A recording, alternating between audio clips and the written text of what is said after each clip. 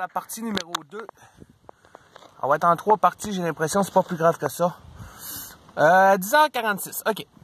Donc, il est 10h46. Je viens de finir d'appliquer la pâte. Je vais vous montrer ce que ça donne. Mais on ne démarre pas le véhicule tout de suite, ok? On laisse sécher. Donc, je rappelle ce qu'on a fait. On a nettoyé la surface. On a mis deux studs pour cacher les 2 trous qu'il y avait. On applique la pâte, on laisse sécher. Très important de laisser sécher le tout. Donc, c'est un Y. C'est mal foutu. Donc, essayer de changer le Y, c'est un peu compliqué. Et je peux vous garantir que c'est aussi solide que si vous changeriez le Y. À condition que ça soit bien fait, que ça soit nettoyé correctement.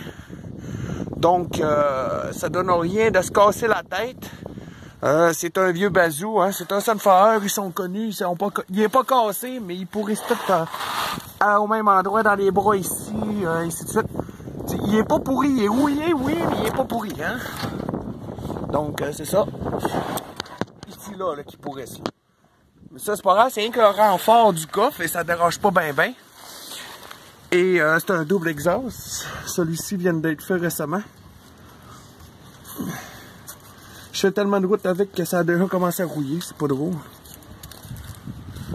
Le papier est encore là.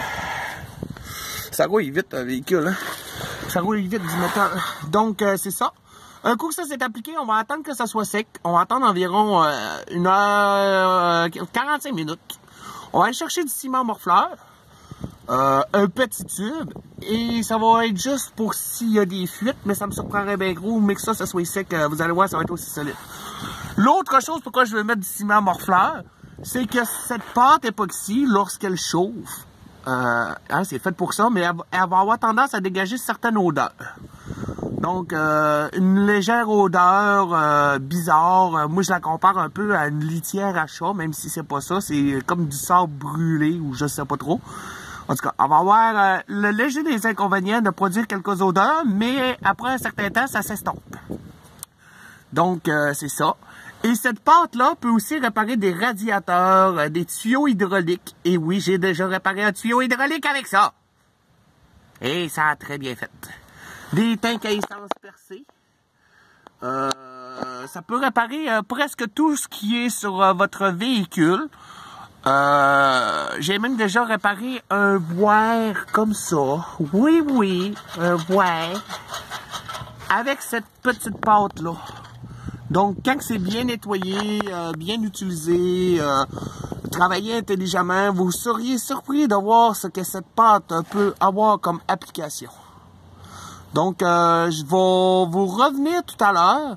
Je vais aller chercher du ciment morfleur. Parce que lorsque j'ai mis celui-ci avec un collet, hein, je l'ai appliqué.